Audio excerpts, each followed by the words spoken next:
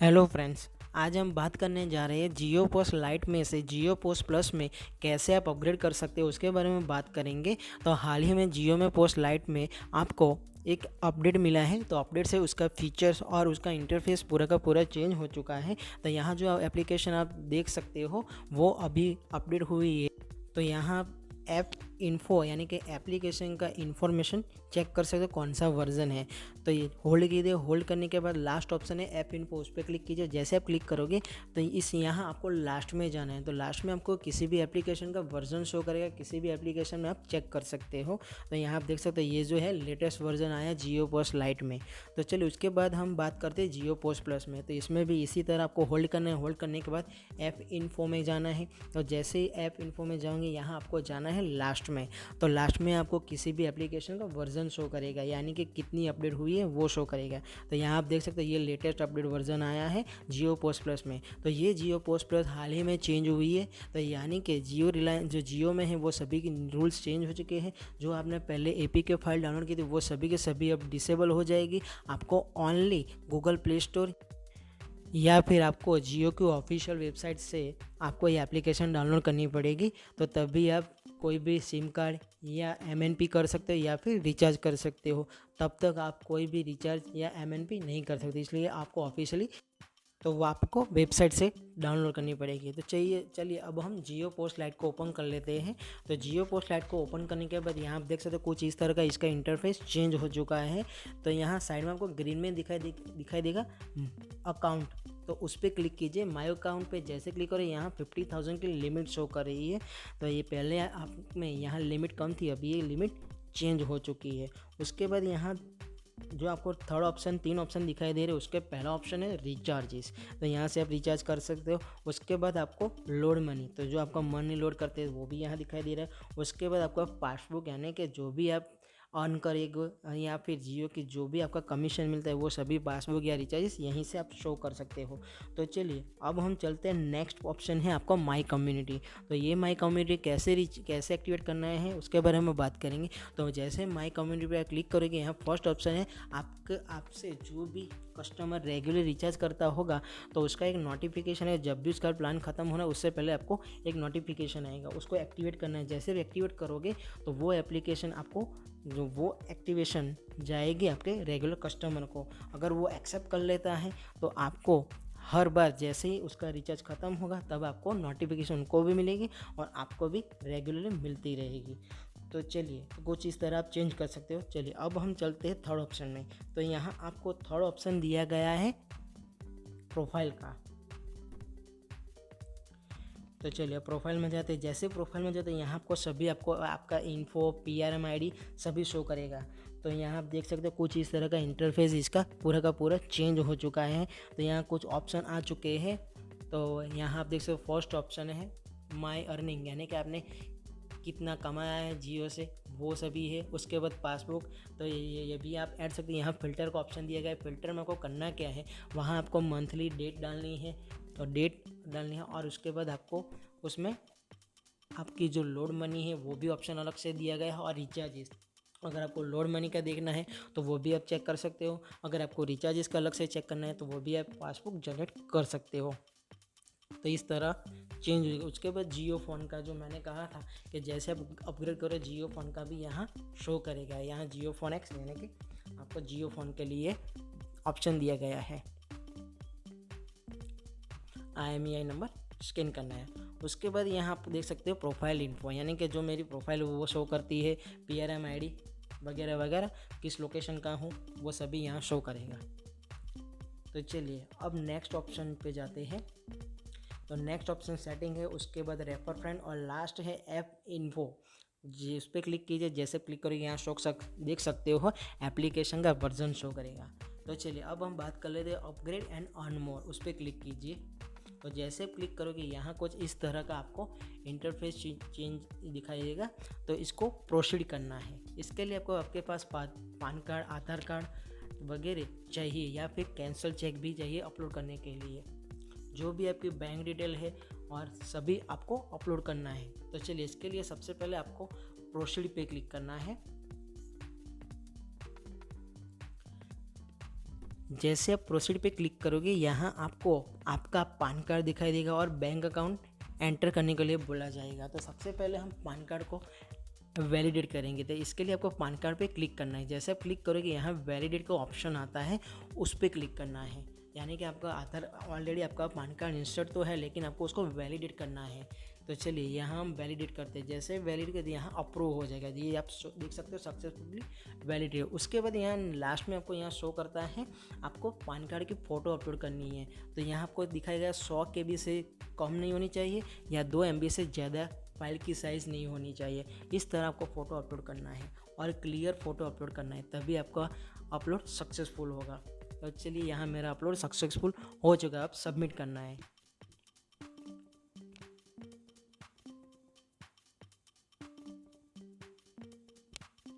तो सबमिट करने के बाद अब आपको जाना है आपकी बैंक की डिटेल में क्या क्या डालना है उसके बारे में बात करेंगे। तो चलिए सबमिट कर लेते हैं पहले इसको। तो अब आपको एंटर बैंक डिटेल्स वो शो करता है, वहाँ पे क्लिक कीजिए। जैसे क्लिक करोगे यहाँ आपको रजिस्टर्ड मोबाइल नंबर जो बैंक में है और जो आपके आधार कार्ड से लिंक है वो डालना है। तो यहाँ मेरा नंबर मैं डाल देता हूँ। जैसे मैं मेरा नंबर डालता हूँ उसके बाद आपको यहाँ सर्च करना है आपके बैंक कौन से बैंक है उसका नाम डालना है। तो मेरा SBI है तो SBI का नाम डाल दिया है। उसके बाद आपको कैंसल चेक यानी कि जो भी कैंसल चेक आपके हैं वो आपको इसमें अपलोड करना है। तो यहाँ आप देख सकते हो इसकी फ़ाइल की साइज़ 300 KB से कम नहीं होनी चाहिए और 2 MB से ज़्यादा होनी नहीं चाहिए, जबकि पान कार्ड में 100 KB से कम नहीं होनी चाहिए और 2 MB से ज़्यादा नहीं होनी चाहिए। इसमें चेंज है, इसमें 300 KB दिया गया है। तो चलिए यहाँ कैंसल चेक मेरी प्रोफाइल में ऑलरेडी है गैलरी में, तो उसमें से मैं अपलोड कर लेता हूँ। तो जैसे अपलोड हो जाता है यहाँ फाइल सक्सेसफुली अपलोडेड। तो यहाँ आपको करना है कंटिन्यू करने के बाद यहाँ ऑटो सर्च बैंक अकाउंट, तो वो ऑप्शन को आपको अभी इनेबल मिलेगा लेकिन आपको डिसेबल करना है, क्योंकि आप जैसे ऑटो सर्च करोगे जनरेट OTP जाएगा, आपके नंबर पे OTP आएगा, लेकिन ऑटो सर्च में ऑप्शन वर्क नहीं कर रहा है। क्या प्रॉब्लम है मुझे मालूम नहीं है, लेकिन अभी ये वर्क नहीं कर रहा है। इसलिए आपको इसको मैन्युअली आपको बैंक अकाउंट जो भी डिटेल है वो सभी मैन्युअली डालनी होगी। तो इसलिए आपको उसको डिसेबल करना है, डिसेबल कर दीजिए। डिसेबल करने के बाद फर्स्ट ऑप्शन है बैंक अकाउंट नंबर, यानी कि आपका जो भी बैंक अकाउंट नंबर है वो इसमें डालना है। तो चलिए उसमें बैंक अकाउंट अपना डाल दीजिए। उसके बाद सेकंड ऑप्शन होगा कन्फर्म बैंक अकाउंट, यानी जो पहला वाला अकाउंट डाला था वही का वही आपको फिर से डालना है, कि यानी कि जो आपका अकाउंट है वो कन्फर्म के लिए।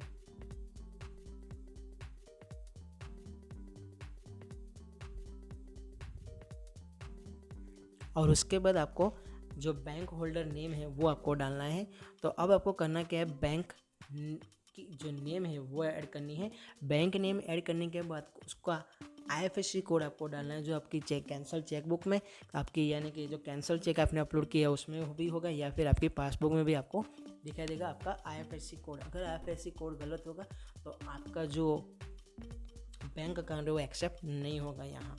तो चलिए यहाँ सब कुछ हो चुका है, तो अभी सबमिट करना है आपको। तो सबमिट करने के बाद अभी हम नेक्स्ट कर लेते हैं, पूरी डिटेल आपकी आ जाएगी। तो नेक्स्ट करने के बाद यहाँ आप देख सकते हो आपकी फ्यू मोर डिटेल्स शो करता है, यानी कि यहाँ आपको आधार कार्ड आपका शो करेगा, जो भी आपके बैंक डिटेल से या फिर आपके मोबाइल से रजिस्टर वो शो करेगा।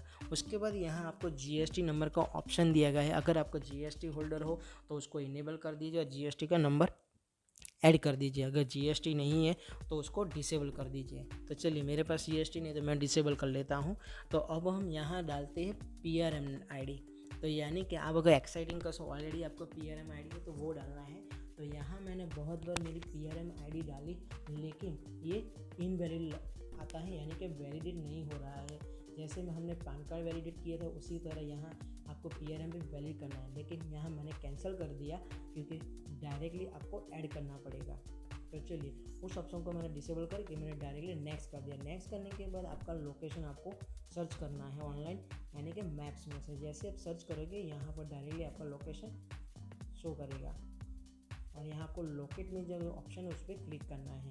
जैसे क्लिक करोगे यहाँ आपको आपका पूरा का पूरा एरिया शो करेगा। अगर नहीं शो करता है तो मैन्युअली आपको ऐड करना पड़ेगा।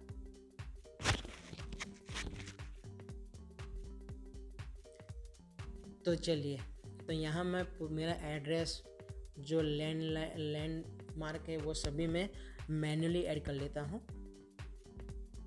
मेरा पिन कोड वगैरह जैसे मैंने लोकेट में किया वो सभी तो आ जाता है, लेकिन मेरा जो एड्रेस है वो नहीं आ रहा है, तो मुझे एड्रेस डालना पड़ेगा।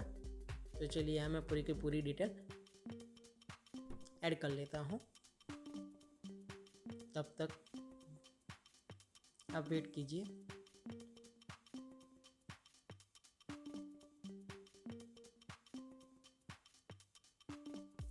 आपको ध्यान रखना है जो भी एड्रेस, जो भी बैंक डिटेल आप एंटर करो या फिर ऐड करो वो सभी की सभी गलत नहीं होनी चाहिए, वैलिडेट हो जानी चाहिए। अगर वैलिडेट नहीं होती तो फिर से चेंज करना पड़ेगा, या फिर आपकी जो अपडेट की एप्लीकेशन है वो रिजेक्ट हो सकती है। तो इसीलिए जो भी एड्रेस वगैरह जो भी आप डाले वो जैसे एज पर आधार वही डालना पड़ेगा, या फिर आपके बैंक अकाउंट।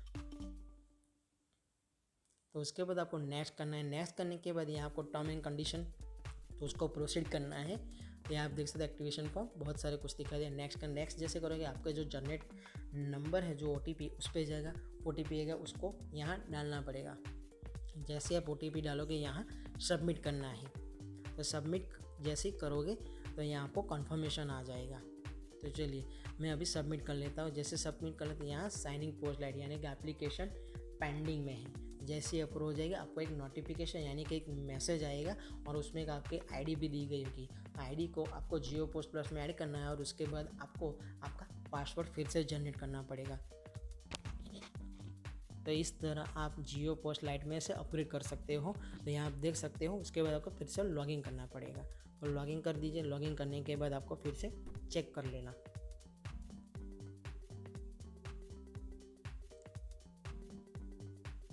तो ये अभी लॉगिन का प्रोसेस हो रहा है। तो चलिए, तो यहाँ OTP मैंने गलत डाली थी, फिर से मैं डाल लेता हूँ और लॉगिन कर लेता हूँ।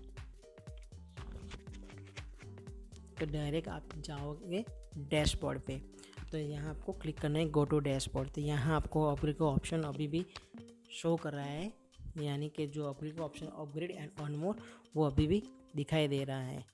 लेकिन हमारी जो एप्लीकेशन है यानी कि जो अपग्रेड की प्रोसेस है वो अंडर प्रोसेस में है, इसलिए आपको वेट करना पड़ेगा जब तक आपको कंफर्मेशन मैसेज ना आ जाए, यानी कि आईडी आपको मिल ना जाए, तब तक आपको वेट करना है। तो चलिए अभी हम लॉग आउट कर लेते हैं। लॉग आउट के बाद हम फिर से साइन इन करते हैं। तो यहाँ भी गो टू डैशबोर्ड। उसके बाद आपको जाना है, आपका जो ऑप्शन है अपग्रेड और अन मोर उस पर क्लिक करना है। जैसे क्लिक करोगे हम प्रोसीड पे क्लिक करते हैं। जैसे प्रोसीड पे क्लिक करते हैं यहाँ ऊपर आपको शो करता है your upgrade status is in progress, यानी कि अभी प्रोग्रेस में है। तो चलिए वेट कर लेते हैं। तो आज के लिए बस इतना ही। अगर वीडियो अच्छा लगे तो लाइक करिएगा, शेयर करिएगा, कमेंट जरूर करिएगा और मेरी चैनल को सब्सक्राइब करना ना भूलिएगा। Thanks for watching.